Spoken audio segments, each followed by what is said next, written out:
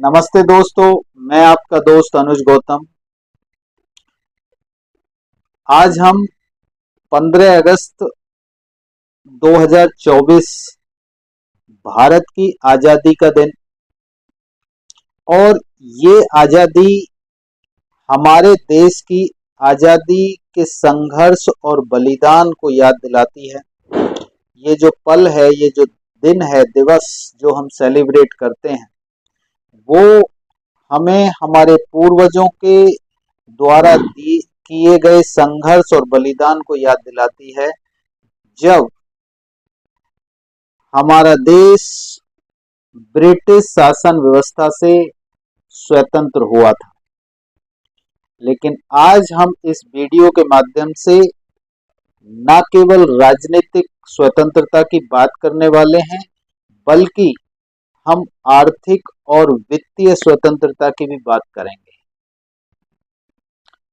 तो दोस्तों, चलिए बात करते हैं शुरू। 15 अगस्त 1947 को जब हमारा देश आजाद हुआ था, यानी आजादी प्राप्त की थी, तो हम एक ऐसे नए युग में प्रवेश किए थे, ऐसी एक नई व्यवस्था में प्रवेश किए थे। और इस महत्वपूर्ण क्षण को प्राप्त करने के लिए हमारे पूर्वजों ने देश को ब्रिटिश शासन से मुक्त कराने के लिए जो संघर्ष किया, जो बलिदान दिया, उसको याद करने का दिन है। और यह प्रेरणा देता है हमें कि हम स्वतंत्र और आजाद कैसे रह सकते हैं। ये प्रेरणा देता है हमें कि जो संघर्ष हमारे पूर्वजों ने किया था, आज हम अपनी स्वतंत्रता के लिए, आजादी के लिए, और इस प्रकार की आजादी के लिए जो हमारे परिवार को, हमारे समाज को सुरक्षित और स्थिर बना सकती हो, तो उसके लिए हम कैसे प्रयास कर सकते हैं। आजादी के इस अमृत महोत्सव पर हमें यह सोचना होगा कि हम व्यक्तिगत और सामूहिक रूप से अपने जीवन में किस तरह की स्वतंत्रता प्राप्त करना चाहते हैं। और अगर आज की स्थिति को देखा जाए, तो हमें सबसे महत्वपूर्ण स्वतंत्रता की जरूरत है हमारे देश को, कि वह आर्थिक रूप से स्वतंत्र बन जाए। उसके लिए हमें व्यक्तिगत रूप से भी आर्थिक रूप से स्वतंत्र बनने की जरूरत है। तो जैसा हमारे देश ने राजनीतिक स्वतंत्रता प्राप्त की, वैसे ही हमें आर्थिक स्वतंत्रता की ओर अपने कदम बढ़ाने चाहिए। वित्तीय स्वतंत्रता का मतलब है, यानी आर्थिक स्वतंत्रता का मतलब है कि जब हम अपने जीवन में आर्थिक निर्णय स्वयं ले सकें, यानी हमें केवल खुद के लिए नहीं, बल्कि अपने परिवार और अपने समाज को स्थिर और सुरक्षित भविष्य का निर्माण करने में मदद मिल सके।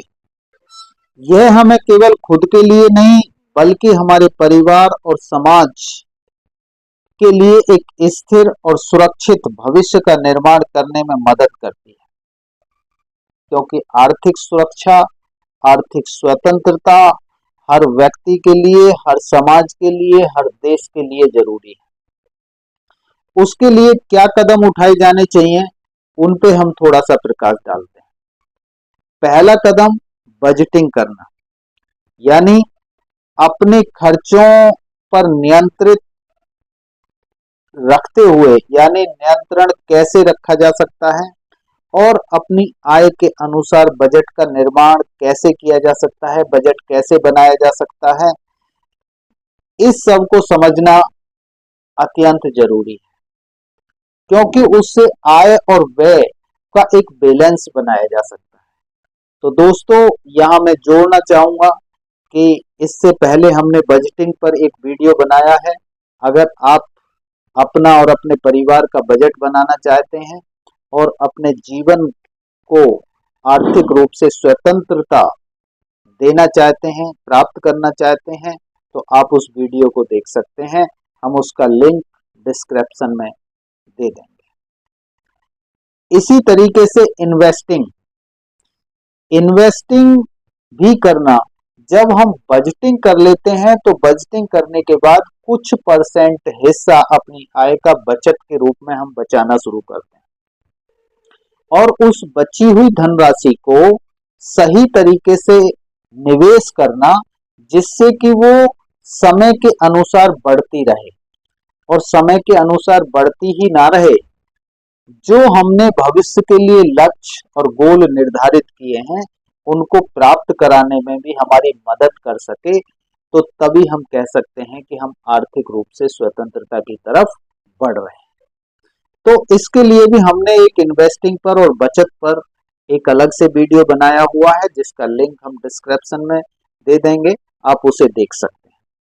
इसके साथ साथ एक तीसरा कदम कि कर्ज से बचना, यानी कर्ज से हमें बचना चाहिए और अगर किसी कारणवश ले भी लिया है तो उसे जल्दी से जल्दी समय रहते हुए हम उसे